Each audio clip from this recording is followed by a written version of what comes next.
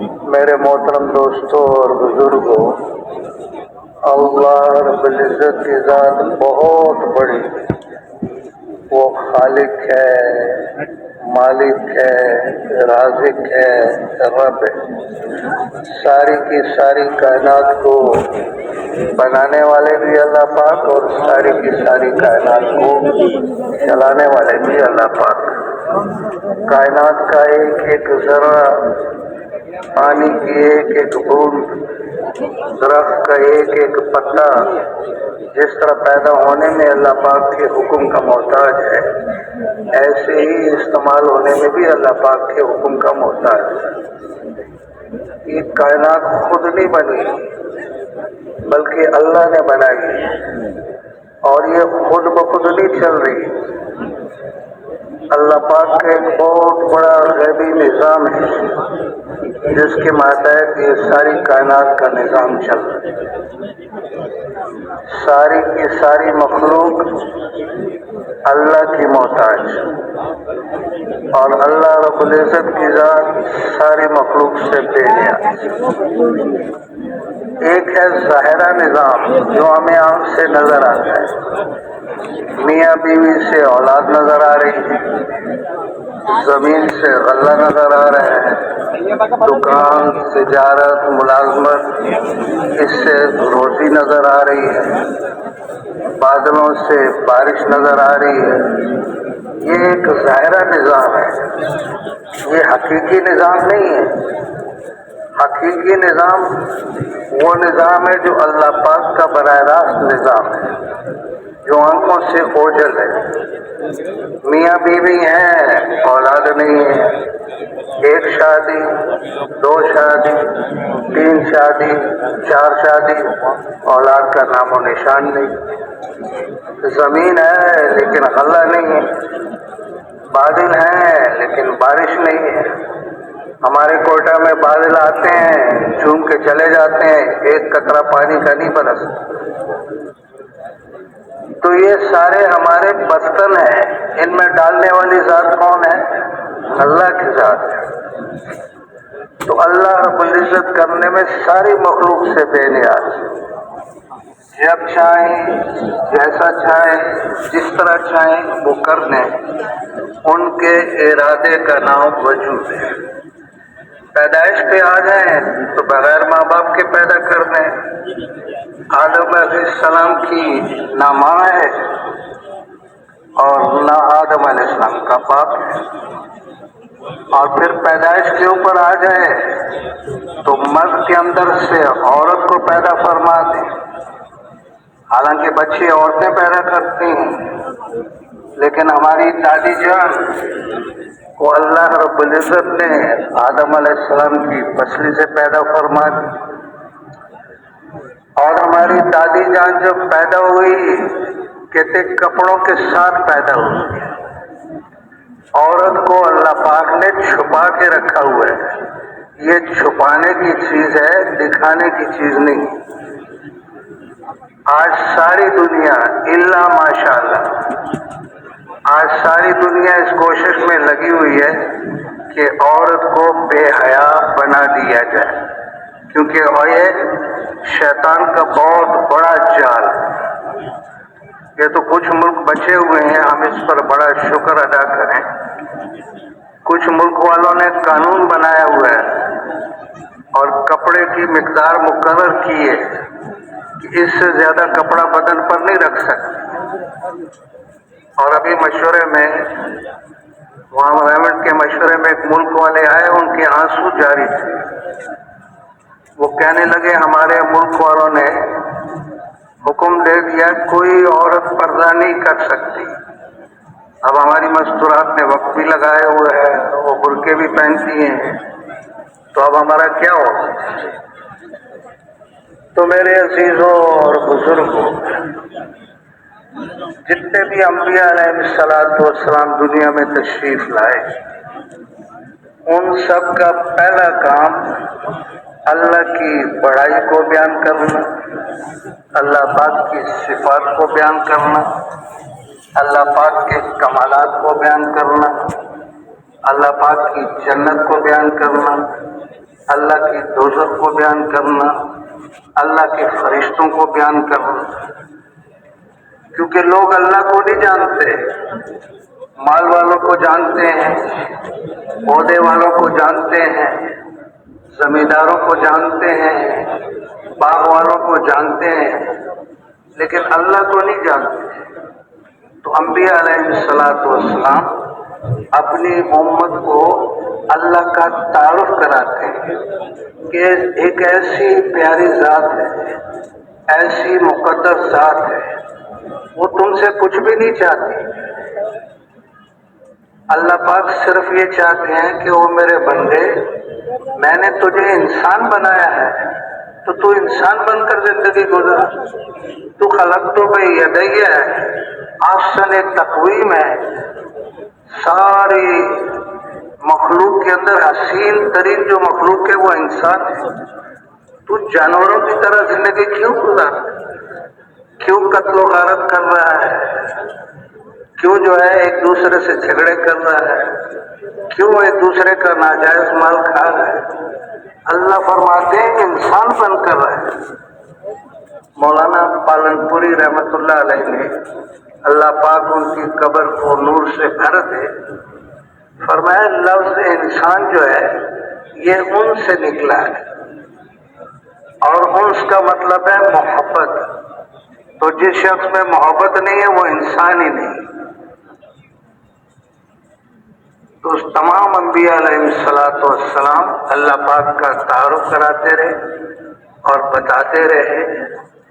اب جب لوگ یہ سنتے ہیں کہ اللہ کی کیسی پاکیزہ ذات ہے اور اس کے ایسے لامحدود خزانے ہیں اور اس نے ایسی جنت بنائی ہے، تو پھر پیغمبروں سے پوچھتے ہیں کہ اللہ کے خزانوں سے لینے کا طریقہ کیا ہے۔ جیسے کوئی پلازہ تیار ہو رہا ہو نا، تو اس کے فلیٹس کی جو ہے وہ ایڈورٹائزمنٹ ہو، تو لوگ پھر دفتر میں جا کے پوچھتے ہیں فلیٹ کس طرح ملے گا، کیا شرائط ہے، تو وہ پھر بتاتے ہیں ابھی شناختی کارڈ کی کاپی لگاؤ، اتنا ایڈوانس جمع کرو، یہ چیزیں کرو۔ تو تمام انبیاء علیہ السلام نے اللہ پاک کے خزانوں سے لینے کا اتنا آسان سیدھا سادہ نسخہ بتایا۔ ایک گنڈیری والا، ایک چھابڑی والا، ایک مونگ پھلی والا، ایک مزدور، ایک کلرک، ایک زمیندار، ایک چپڑاسی، سارے کے سارے ہی اس خزانے سے لے سکتے۔ عورت بھی اس خزانے سے لے سکتی ہے، مرد بھی لے سکتا ہے، گورا بھی لے سکتا ہے، کالا بھی لے سکتا ہے، جوان بھی لے سکتا ہے، بوڑھا بھی لے سکتا ہے، مریض بھی لے سکتا ہے، تندرست بھی لے سکتا ہے۔ اور وہ نسخہ کیا ہے؟ ایمان لے آؤ اور اعمال صالح کرو، بس چھٹی۔ ایمان لانا کوئی مشکل بات نہیں ہے، 7 باتوں پر جو ایمان لانا ہے، آخرت پر، جنت پر، دوزخ پر، مرنے کے بعد اٹھنے پر، فرشتوں پر، اللہ کی وحدانیت پر، کوئی مشکل کام نہیں۔ اور اعمال صالح کرنا بالکل آسان ہے، نماز پڑھنا بالکل آسان، روزہ رکھنا بالکل آسان، مالداروں کے لیے حج کرنا بالکل آسان، زکوٰۃ دینا بالکل آسان، نیکی کرنا بالکل آسان، برائی کرنا مشکل۔ تو تمام انبیاء علیہ السلام نے یہ سادہ اور آسان نسخہ کامیابی کا بتایا کہ اس پر جنہوں نے عمل کیا اللہ پاک نے ان کو کامیابی مرمت فرمائی۔ بی بی مریم علیہ السلام جیسی پاکیزہ عورت نے اس نسخے کو استعمال کیا تو اللہ پاک نے اس کو اتنا اونچا کیا، اتنا اونچا کیا کہ پوری کی پوری ایک سورت قرآن پاک میں بی بی مریم کے نام سے نازل فرما۔ اور لقمان حکیم رحمت اللہ علیہ جیسے کالے انسان نے اس نسخے کو استعمال کیا، اللہ پاک نے ان کو اتنا اونچا کیا کہ پوری کی پوری ایک سورت قرآن پاک میں نازل فرما۔ وہ اپنے معصوم بچے سے میٹھی میٹھی باتیں کر رہے ہیں، یا بنیا اقم الصلاۃ یا بنیا وامر بالمعروف ونہی عن المنکر. وہ باتیں اللہ پاک کو ایسی پسند آ رہی ہے، اللہ پاک اس کو قرآن میں نقل کر. بلال حبشی رضی اللہ تعالیٰ عنہ نے اس نسخے کو استعمال کیا تو حضور علیہ السلام کے دربار میں مؤذن بن گئے. ابو ہریرہ رضی اللہ تعالیٰ عنہ جیسے فاقہ کش نے، غریب آدمی نے اس نسخے کو استعمال کیا تو وہ شیخ الحدیث بن گئے. اور عبد الرحمن بن عوف رضی اللہ تعالیٰ عنہ جیسے بین الاقوامی تاجر نے اس نسخے کو استعمال کیا تو دنیا میں خوشخبریاں مل گئی، جنت کا ٹھکانہ. تو میرے عزیزوں اور بزرگوں، دین پر چلنا انتہائی آسان. حضور علیہ السلام کا جب دنیا میں ظہور ہوا، یہ روحانی چاند جب زمین پر اترا تو فرماتے ہیں کہ اس وقت میں ساری دنیا کے بادشاہوں کے تخت الٹے ہوئے پڑے. اللہ پاک نے دکھایا کہ اب تمہاری نہیں چلے گی، اب میرے پیغمبر کی چلے گی، ساری دنیا میں اس کی چلے گی.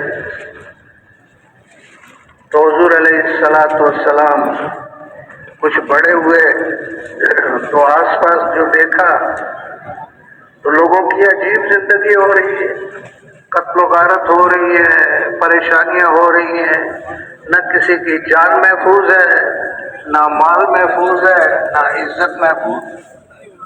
معصوم بچیوں کو زندہ درگور کیا جا رہا ہے، حاجیوں کے قافلے وہ لٹ کر جا رہے ہیں.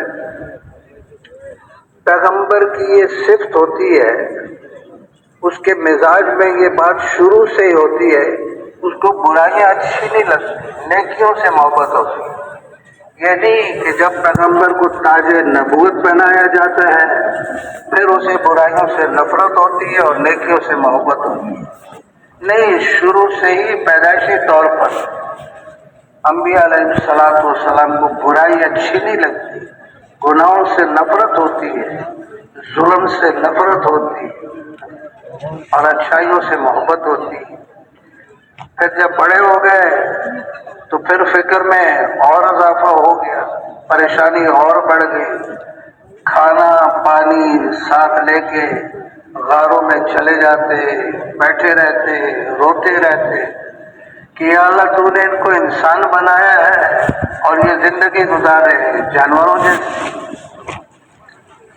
جب رونے کی حد ہو گئی تو پھر اللہ رب العزت نے تاج نبوت پہنایا اور ارشاد فرمایا، پیارے نبی اب غاروں میں بیٹھنے کا دور گزر گیا، اب آپ لوگوں کے سمندر میں گھس جائیں اور اپنے رب کی بڑائی کو بیان کریں. گھر تشریف لائے تو بڑی پریشانی کا عالم تھا، بدن پر کپ کپی ہو رہی تھی، بخار سا ہو رہا تھا، گھبراہٹ ہو رہی تھی. ہماری اماں جان سے کہا، زملونی زملونی دسرونی، مجھے چادر اڑا دو، مجھے سردی لگ رہی ہے، کپ کپی ہو رہی ہے، میرے لیے بستر بچھا دو. اماں جان نے بستر بچھایا، حضور پاک صلی اللہ علیہ وسلم کو لٹایا. وہ بھی بڑی پریشان ہو گئی کہ پتہ نہیں آج میرے شوہر کو کیا ہو گیا. تو اس وقت میں ایک بزرگ ہستی تھی ورقہ بن نوفل، وہ ان کے چچا زاد بھائی تھے. وہ ان کے پاس چلی گئی، جا کے سارا ماجرا سنایا کہ میرا شوہر ایسے پریشان ہے، اس کی عجیب حالت ہو رہی ہے. اور یہ ورقہ بن نوفل بہت ضعیف شخصیت تھے، عمر ان کی 90 سال سے اوپر تھی، پلکیں ان کی گر چکی تھی. جب کسی سے بات کرتے تو آنکھ کو پلک کو انگلی سے پکڑ کے کھول کے پھر اسے دیکھتے پھر بات کرتے. اور تورات کے یہ بہت بڑے عالم تھے. جب انہوں نے سارا قصہ سنا تو اس نے کہا، بہن مبارک ہو، تیرا شوہر تو اللہ کا پیغمبر ہے، اس میں گھبرانے کی کوئی بات نہیں. لیکن ایک بات سن، ایک وقت ایسا آئے گا کہ اس کی قوم اس کو شہر چھوڑنے پر مجبور کرے گی. اور اگر میں زندہ رہا تو میں بھرپور ساتھ دوں۔ تو حضور علیہ السلام نے ہماری اماں جان کو دعوت دی بقول مفتی زین العابدین صاحب رحمۃ اللہ علیہ کے کہ یہاں دعوت کا بول ختم ہوا اور ہماری اماں جان نے اسلام قبول کر کے درمیان میں 1 سیکنڈ کا فاصلہ اہل مکہ کو جمع کیا اور ان سے ارشاد فرمایا میں نے تمہارے اندر 40 سال گزارے ہیں، بتاؤ تم نے مجھے کیسا پایا؟ تو اہل مکہ نے کیا کہا؟ آپ امین ہیں، آپ صدیق ہیں، آپ شریف ہیں، آپ حیادار ہیں۔ علماء کرام فرماتے ہیں کہ حضور علیہ السلام کی آنکھوں میں ایسا حیا تھا کہ عرب کی کواری نوجوان دوشیزہ کی آنکھوں میں ایسا حیا نہیں تھا جیسا حضور پاک صلی اللہ علیہ وسلم کی آنکھوں میں حیا تھا۔ تو حضور علیہ السلام نے ارشاد فرمایا یا ایھا الناس قولوا لا الہ الا اللہ تفلحوا۔ اے دنیا بھر کے انسان سامنے بیٹھے ہوئے مکے والے اور پکارا حضور صلی اللہ علیہ وسلم نے قیامت تک کے آخری انسان، کیونکہ حضور علیہ السلام صرف کسی قوم کے لیے نبی بنا کر نہیں بھیجیں گے، کسی علاقے کے لیے نبی بنا کر نہیں بھیجیں گے، کسی زمانے کے لیے نبی بنا کر نہیں بھیجیں گے، کسی ملک کے لیے نبی بنا کر نہیں بھیجیں گے، سارے عالم کے لیے اور قیامت تک کے انسانوں کے لیے نبی بنا کر بھیجیں گے۔ تو پہلے ہی دن سے پوری امت کو لیا، پوری امت۔ یہ قوم جو ہے نا، قوم یہ ہے پھول اور امت جو ہے وہ گلدستہ ہے، بہت سارے پھول مل کر پھر گلدستہ بنتا ہے، تو سینکڑوں قومیں مل کر پھر امت بنتی ہے۔ تو حضور علیہ السلام نے پہلے دن سے جو محنت شروع فرمائی وہ امت بنے کی محنت شروع فرمائی۔ اگر کسی کو یقین نہ آئے تو حرمین شریفین میں جا کر دیکھ لے کہ حضور صلی اللہ علیہ وسلم نے قوم بنائی ہے یا امت بنائی ہے۔ دنیا بھر کی قومیں حرمین شریفین میں آپ کو ملیں۔ تو حضور علیہ السلام نے دعوت کا عمل شروع کیا اور جو ہے مکی زندگی کے اندر ایمان لانا اتنا مشکل تھا جیسا اپنے آپ کو جلتے ہوئے تندور میں پھینک دے۔ جو ایمان لے آتا تھا مصیبتوں کے پہاڑ اس پر ٹوٹ پڑتے۔ بلال حبشی رضی اللہ تعالیٰ عنہ کو گرم ریت پر گھسیٹا جا رہا ہے، آل یاسر کو ستایا جا رہا ہے، حضور صلی اللہ علیہ وسلم کی کمر مبارک پر ہوجری رکھی جا رہی ہے، راستے میں کانٹے بچھائے جا رہے ہیں، طرح طرح کی تکلیفیں جو ہے وہ پہنچتی۔ اور وہاں سے اللہ پاک کا کیا حکم تھا؟ بدلہ نہیں لینا، مقابلہ نہیں کرنا، ہاتھ باندھ کے رکھو، کفو ایدی کو، صبر کرو صبر کرو صبر کرو۔ تو یہ دعوت کا عمل جو ہے وہ شروع ہو گیا، اور پھر حضور پاک صلی اللہ علیہ وسلم کی زبان اطہر سے حدیث کی شکل میں موتی، جواہر، لال اور یاقوت نکلتے، صحابہ کرام کو غور سے سنتے، آپس میں اس کو دوہراتے اور پھر اس کو پھیلاتے اور حضور پاک صلی اللہ علیہ وسلم کی دین کی باتوں پر عمل کرتے اور اللہ کی یاد کرتے۔ جو قرآن پاک حضور صلی اللہ علیہ وسلم سے سنا ہوتا پھر رات کو تہجد میں اٹھ کر اللہ پاک کو سناتے۔ تو دعوت کا عمل، تعلیم اور تعلم کا عمل، ذکر و عبادت کا عمل اور خدمت کا عمل مکی زندگی میں چل پڑا، لیکن چھپ چھپ کے، ڈر ڈر کے، خوف کے ساتھ یہ عمل ہوا۔ اور پھر جب اللہ پاک کی طرف سے حکم ہوا ہجرت کا تو حضور علیہ السلام نے صحابہ کے ساتھ ہجرت فرمائی۔ اس سے پہلے ایک جماعت مدینہ منورہ بھیج دی جنہوں نے ماحول بنایا، حضور صلی اللہ علیہ وسلم تشریف لائے تو مسجد نبوی کی تعمیر شروع کی۔ مسجد نبوی کیا تھی؟ صحابہ کرام پتھر ڈھو کر لے آئے، مٹی کا گارا بنا دیا، اور جن انصار کے کھجوروں کے باغ تھے وہ ٹہنیاں کاٹ کے لے آئے، تنے کاٹ کے لے آئے۔ مستورات کو پتہ چلا کہ مسجد تعمیر ہو رہی ہے، انہوں نے پیغام بھیجا کہ اللہ کے رسول ہم بھی اس کار خیر میں حصہ لینا چاہتے ہیں، تو حضور علیہ الصلوۃ والسلام نے اجازت مرمت فرما دی۔ تو صحابیات جو تھی وہ بھی رات کو عشاء کے بعد وہ بھی کام میں حصہ ڈال دیتی، پتھر اٹھا کے لے آتی، مٹی اکٹھی کر لیتی، تو مسجد تعمیر ہو گئی۔ اور یہ چاروں اعمال کھلا شروع ہوئے۔ 9 سال تک صحابہ کرام اس مسجد میں اندھیرے میں نماز پڑھتے، جبکہ دین کی روشنی، اسلام کی روشنی، اس کی کرنیں جو ہیں مشرق، مغرب اور شمال اور جنوب میں پہنچ گئی تھی۔ علاقوں سے لوگ اسلام قبول کرتے اور پھر مدینہ منورہ دین سیکھنے کے لیے آتے۔ 9 سال کے بعد ایک شخص دور کے علاقے کا رہنے والا ہے، وہ مدینہ منورہ تشریف لایا۔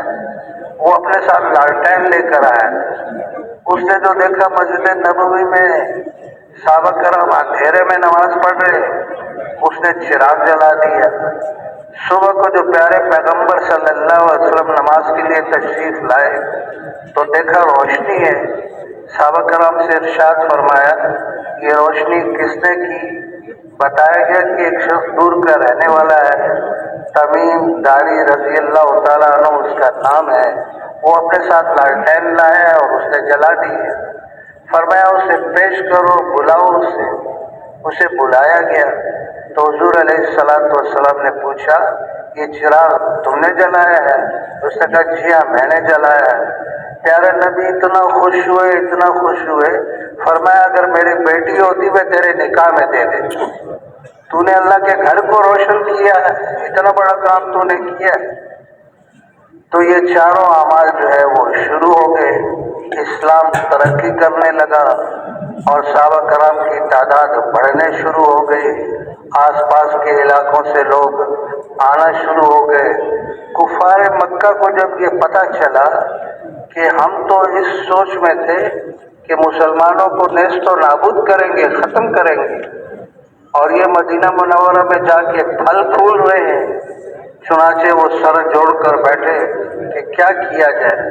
تو ان کے مشورے میں یہ طے پایا کہ ایک لشکر تیار کیا جائے، قافلہ تیار کیا جائے، تجارتی قافلہ ہو، یہ شام کی طرف جائے اور وہاں سے مال خریدے اور بیچے اور خوب مال کمائے، اور اس مال سے پھر ہم تیر و تفنگ خریدیں گے، تلواریں اور نیزے خریدیں گے، ڈھالیں خریدیں گے اور مدینہ منور پر حملہ کریں گے اور مسلمانوں کو ختم کریں گے۔ یہ چنانچہ بقول مفتی اعظم پاکستان مفتی شفیع صاحب کے کہ 262 کلو سونے کی مقدار کے برابر یہ رقم جو ہے وہ جمع ہوئی۔ آج کل کے حساب کے مطابق 52 کروڑ روپیہ ہر عورت نے، ہر مرد نے، ہر جوان نے، ہر بوڑھے نے اس میں حصہ ڈالا اور قافلہ تیار ہو گیا۔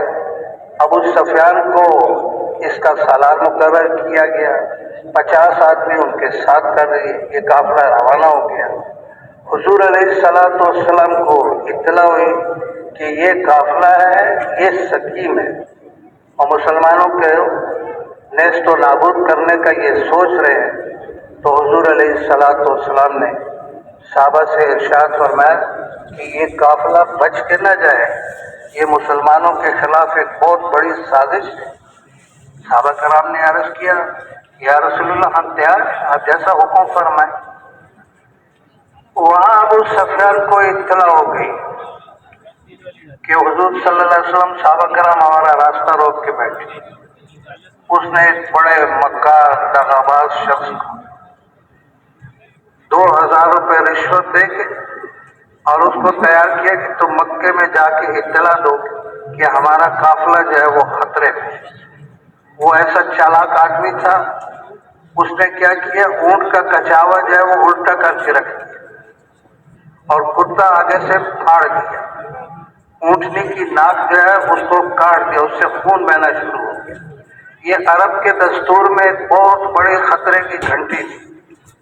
جیسے اللہ نہ کرے ابھی کراچی پہ انڈیا حملہ کر رہے تو ہمارے فوج والے سائرن بجائیں گے کہ ابھی اپنی جانوں کو بچاؤ، بچوں کو بچاؤ، مالوں کو بچاؤ، حملہ ہو گیا، بمباری شروع ہو گئی۔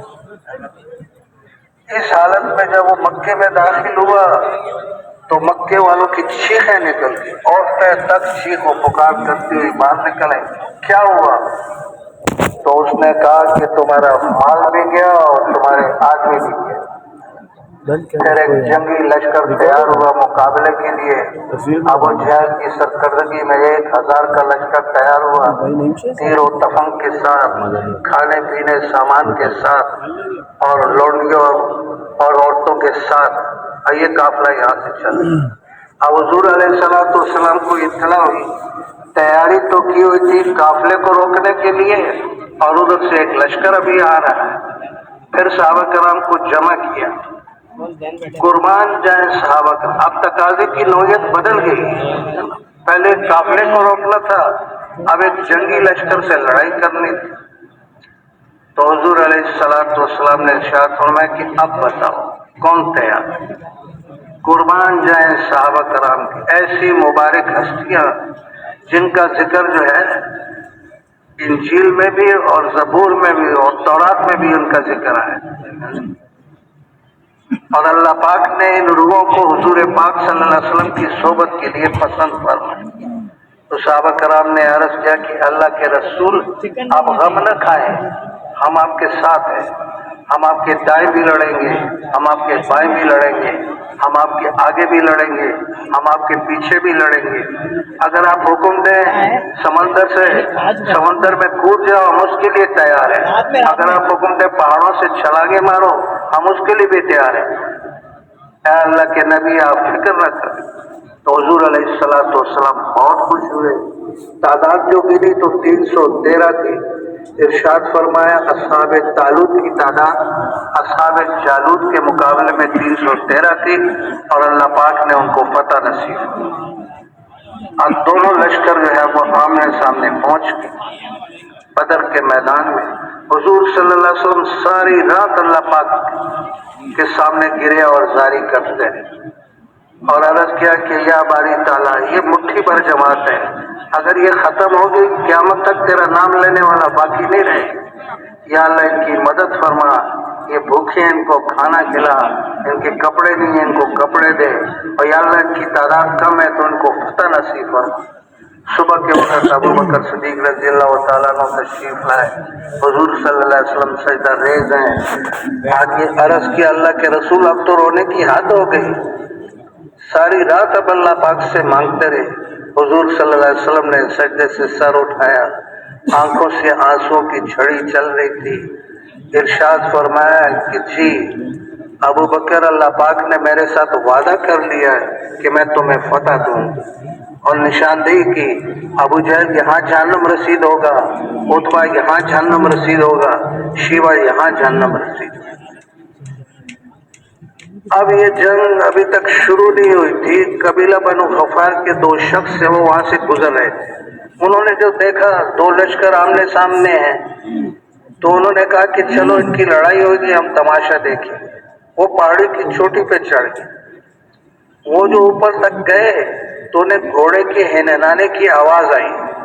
اوپر جو دیکھا تو بادلوں میں سے ایک گھوڑا براق اتر رہا ہے اور غیب سے آواز آئی ہیزوم نیچے اتر۔ ہیزوم جبرائیل امین کے گھوڑے کا نام، براق کا نام۔ تو غیر مسلموں نے بھی اللہ پاک کی مدد کو آنکھ سے دیکھا، ایک کا تو دل پھٹ گیا، وہ تو وہی ڈھیر ہو گیا، دوسرے نے اپنے آپ کو بچایا، بعد میں وہ ایمان بھی لیا۔ اب دونوں لشکر آمنے سامنے، اور یہ دنیا کی عجیب ترین جنگ ہے۔ ایک طرف ایک بھائی ہے، دوسری طرف دوسرا بھائی ہے، ایک طرف ماموں ہے، ایک طرف بھانجا ہے، ایک طرف باپ ہے، ایک طرف بیٹا ہے۔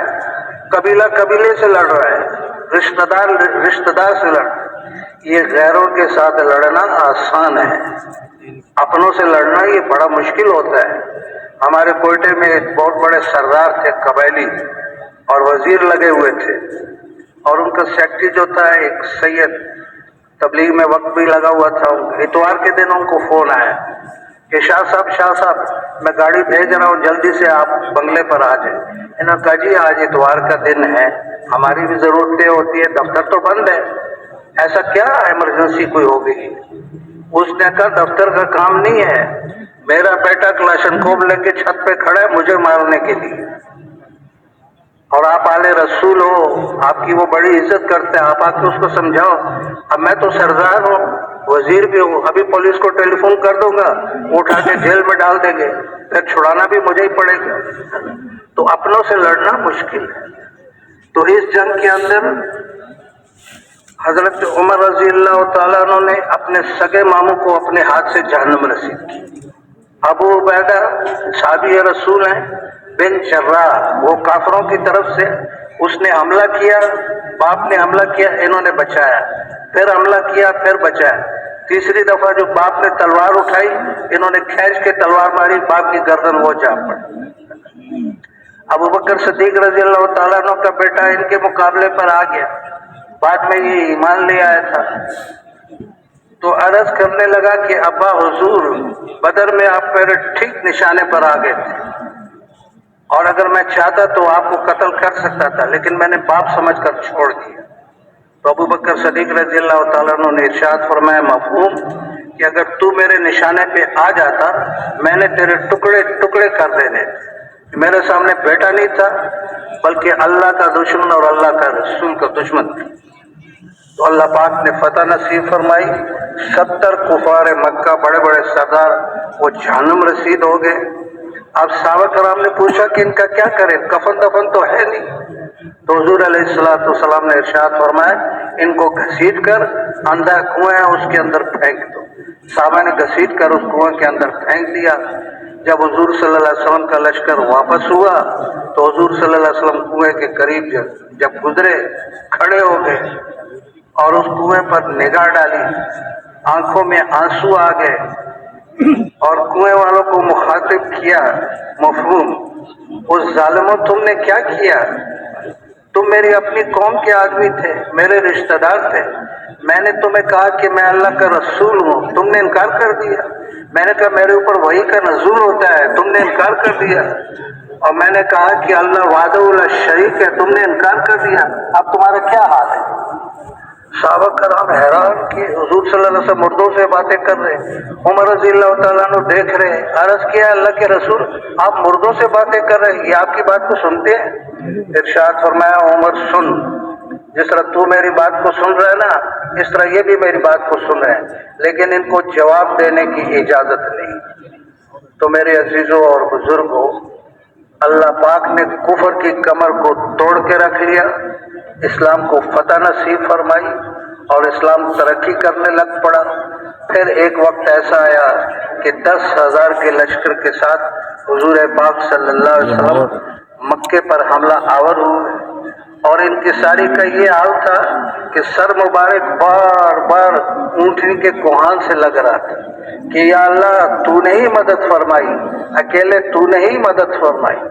دستے بنے ہوئے تھے، کسی کی زبان سے یہ بات نکلی کہ الیوم الملحمہ، آج بدلے کا دن ہے، آج ہم ان کانٹوں کا بھی حساب لیں گے جو حضور صلی اللہ علیہ وسلم کے راستے میں بچھائے جاتے تھے، اس ہوجری کا بھی حساب لیں گے، بلال حبشی کے ریت پر لٹانے کا بھی حساب لیں گے، خباب کے انگاروں پر بھوننے کا بھی حساب لیں گے۔ نبی علیہ الصلوۃ والسلام کو جو یہ بات پہنچی تو ارشاد فرمایا الیوم المرحمہ، آج رحمت کا دن ہے۔ پیغمبر بدلے لینے کے لیے نہیں آتا بلکہ معاف کرنے کے لیے آتا۔ اور جب یہ لشکر مکے میں داخل ہوا ایسا اعلان کیا کہ آج تک کسی لشکر نے ایسا اعلان نہیں کیا، اور نہ ہی قیامت تک کوئی ایسا اعلان کوئی لشکر کرے گا۔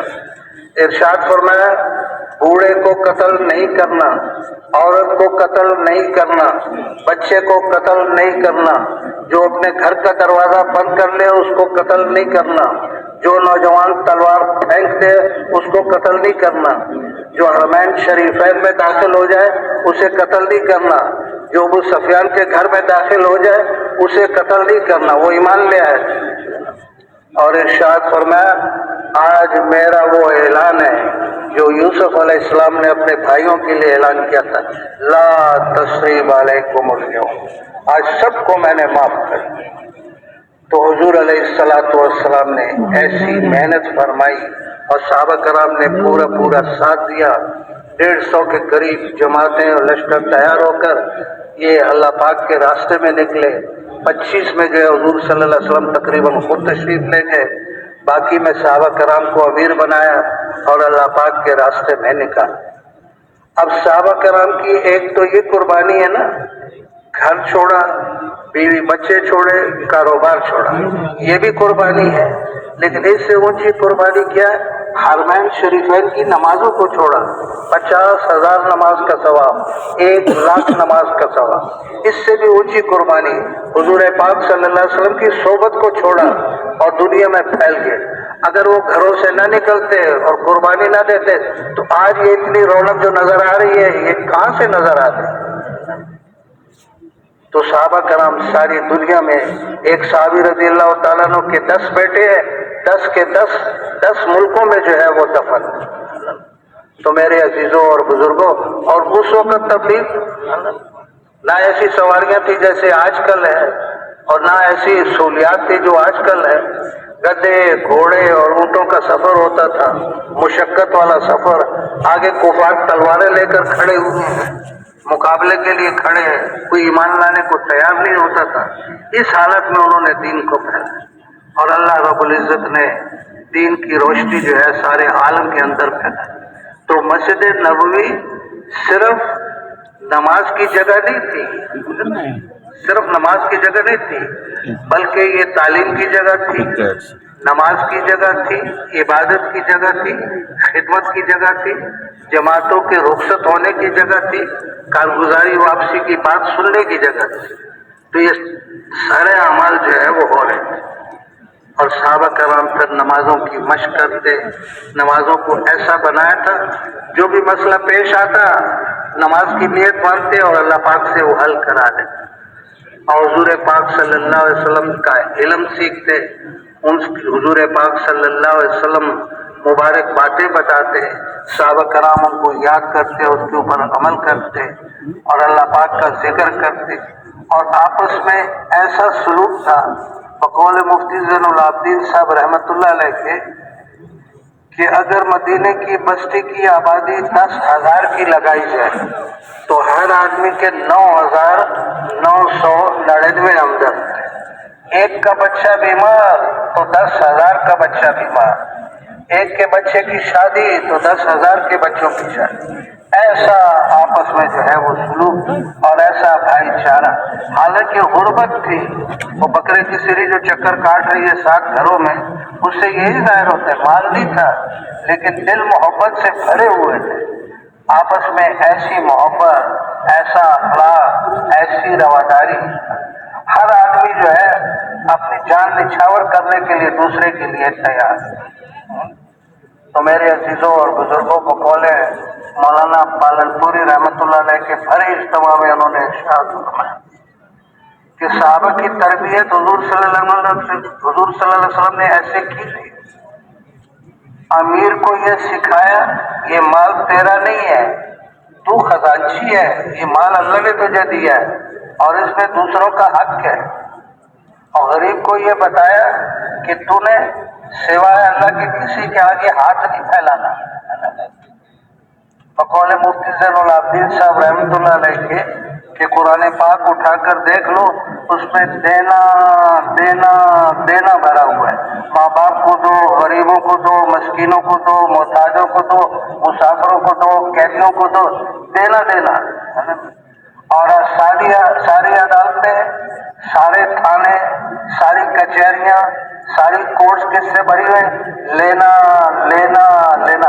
ایک مقدمہ بھی ایسا نہیں ہے کہ وہ جج صاحب، وہ ڈی جی صاحب، وہ ایس پی صاحب میں نے فلانے کی زمین دبا لی تھی اور اس وقت میں اندھیرے میں تھا اور میرے دل کے اوپر اندھیرا چھایا ہوا تھا، اب جو ہے میرے اوپر حقیقت کھل گئی ہے، جو کسی کی ایک بالش زمین دبائے گا قیامت کے دن 7 طبق کاٹ کے اس کے گلے میں ڈال دیے جائیں گے۔